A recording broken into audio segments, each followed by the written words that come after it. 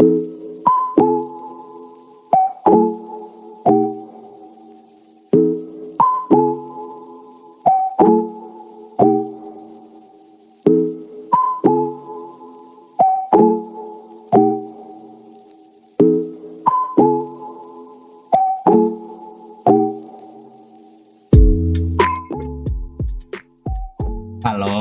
apa kabar semuanya? Kembali lagi dengan aku, Guru Magang Manca Sakti. Aku akan menggantikan guru kalian untuk sementara waktu. Pada pertemuan kali ini, aku akan kembali membawakan study class. Nah, materi study class kali ini berhubungan dengan materi sebelumnya. Untuk yang lupa materi sebelumnya itu apa, akan aku ingatkan. Materi sebelumnya kita membahas mengenai apa itu Manasuka. Dan pada pertemuan kali ini kita akan membahas mengenai branding.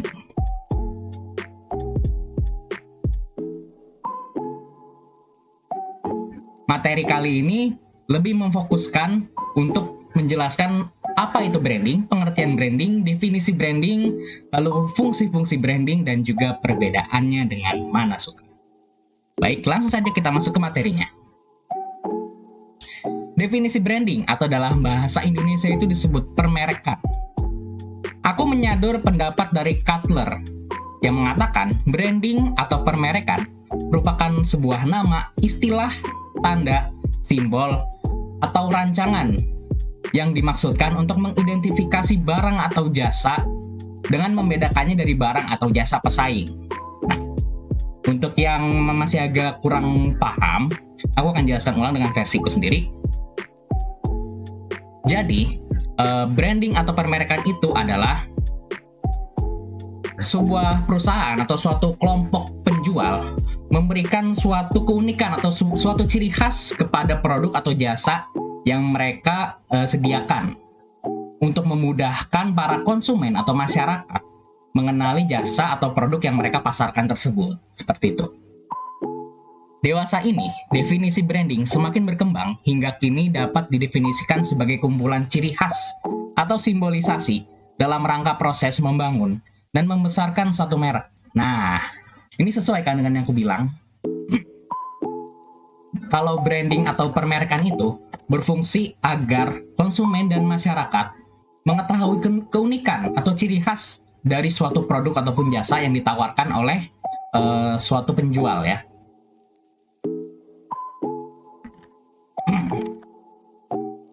Baik, lanjut. Selanjutnya ada fungsi branding. Fungsi branding yang pertama itu untuk membangun citra suatu merek. Buat yang mungkin kurang paham apa itu citra, citra itu sih ya gampangnya adalah gambaran ya. Jadi untuk membangun gambaran suatu merek. Bila suatu merek memiliki citra atau gambaran yang bagus, maka produk yang ditawarkan oleh merek tersebut akan mudah dikenal oleh orang lain. Nah, lalu yang kedua, untuk memberikan ciri khas. Aktivitas branding yang dilakukan telah memberikan penanda dan ciri khas sebuah produk. Nah, ini sesuai nih, 1 sama 2 sesuai yang aku jelaskan sebelumnya ya. Jadi untuk memberikan gambaran produk itu tuh seperti apa. Misalkan kalau menjual produk minumannya nih apa nih, apa rasanya manis, apa rasanya asam, apa manis asam gitu kan. Lalu juga ciri khasnya apa, misalkan bungkusnya warnanya merah gitu. Terus misalkan bungkusnya warnanya mungkin ungu atau apa gitu. Biar orang-orang tahu produk yang dipasarkan atau yang dijual itu tuh punya merek ini atau merek A, merek B, seperti itu. Lalu yang ketiga, untuk promosi dan daya tarik. Aktivitas branding seringkali dilakukan semaksimal dan semenarik mungkin. Jika aktivitas tersebut memiliki keunikan dan berhasil memikat masyarakat atau konsumen, maka produk dari sebuah perusahaan berpotensi jadi terkenal. Nah, maaf. Nah, ini sesuai nih dengan materi sebelumnya nih. Kalau mungkin ada yang inget ya, ini kita sudah mulai menyentil materi yang sebelumnya nih, yakni Manasuka. Jadi ujung-ujungnya tuh adalah produk yang dipasarkan itu memikat hati konsumen, memikat hati masyarakat. Tapi perbedaannya kan kalau Manasuka itu kan terjadi ya oleh kesepakatan masyarakat itu secara berangsur-angsur kan. Sedangkan kalau branding ini dilakukan oleh perusahaan. Nah, Perbedaan ini akan kita bahas lebih detail lagi pada slide selanjutnya. Nah, ini ada perbedaan branding dan mana suka. Dan ada perbedaan yang pertama, yakni branding bersifat lebih umum. Maksudnya adalah setiap merek bisa melakukan branding, tetapi belum tentu merek mereka digunakan sebagai pengganti sebutan suatu benda. Lalu kemudian untuk mana suka biasanya terjadi pada suatu wilayah dan berlangsung secara berangsur-angsur. Nah, apa nih perbedaan yang pertama ini? Yang maksudnya adalah kalau branding dilakukan oleh sebuah perusahaan ataupun suatu merek ya, misalkan merek A, mereka memasarkan produk mereka dengan ciri khas sekian, tapi belum tentu merek yang mereka pasarkan itu, produk yang mereka pasarkan itu dapat menggait hati masyarakat sampai-sampai masyarakat itu menggunakan nama merek tersebut sebagai nama ganti suatu benda, ya. Nah kan mana suka itu terjadi pada suatu wilayah dan terjadi secara berangsur-angsur. Dan biasanya masyarakat yang terjadi mana suka itu tuh sangat menyukai, sangat memfavoritkan suatu merek sampai-sampai mereka menggunakan merek tersebut sebagai kata ganti suatu benda. Lalu kemudian branding disepakati oleh perusahaan, sedangkan mana suka disepakati secara tidak sengaja oleh masyarakat. Nah, ini juga sesuai dengan yang sudah aku katakan tadi.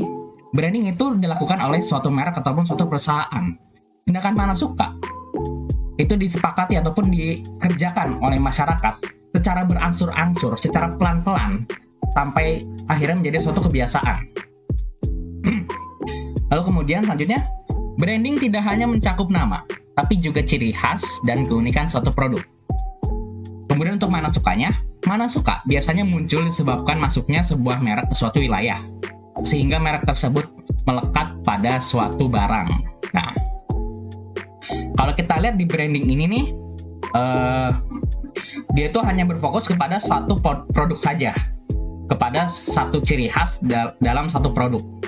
Sedangkan kalau mana suka, dia itu terjadi biasanya tuh bukan hanya pada satu produk saja, bisa juga kepada produk-produk lain. Jadi misalkan nih, ini contoh yang materi sebelumnya juga. Aku ingin beli air mineral, ya.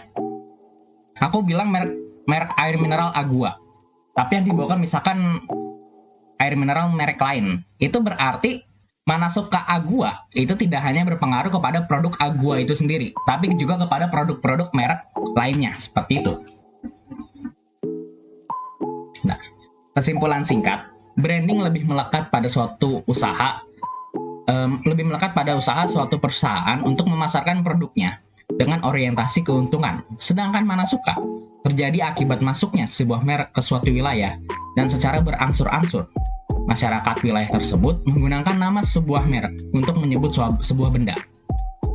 Dan kesimpulan yang lebih singkatnya lagi nih, ini aku udah buat kesimpulan singkat, aku singkat lagi. Mana suka sudah termasuk ke dalam branding, tetapi branding belum tentu menjadi mana suka. Mana suka itu sudah termasuk ke dalam branding karena suatu merek ataupun suatu perusahaan itu saking difavoritkannya sampai-sampai digunakan oleh masyarakat daerah A ataupun daerah B sebagai kata ganti suatu benda. Tetapi branding biasa belum tentu menjadi mana suka karena bisa saja ya masyarakat tersebut hanya tahu, oh merek ini mengeluarkan produk sekian, tapi ya udah gitu aja, nggak terlalu favorit banget gitu, nggak terlalu disukai, nggak sampai kayak wah kita harus menggunakan nama produk ini sebagai kata ganti benda itu, belum tentu ya. Itu kalau branding biasa. Itulah perbedaan mana suka dan branding.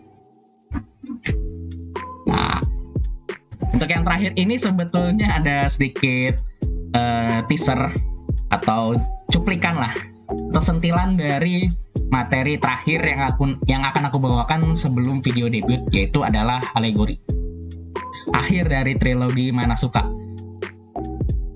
Selanjutnya untuk materi debut sendiri sudah siap sebetulnya, walaupun aku masih ingin menyiapkan satu hal ya.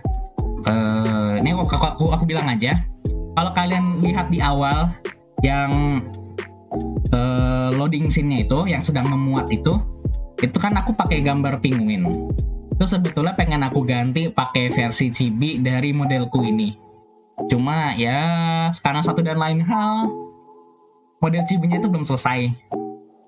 Jadi sih aku masih menunggu model chibi-nya.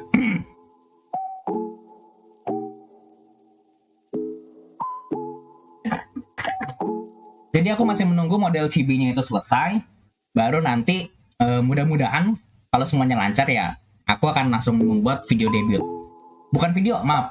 Aku akan live. Aku akan streaming debut. Jadi tidak seperti 3 video yang akan aku buat ini, yang masih bentuknya video pre-recording, tapi aku akan melakukan live streaming untuk debutku. Dan ya seperti biasa, tolong subscribe ke channelku ini agar channel ini dapat terus berkembang.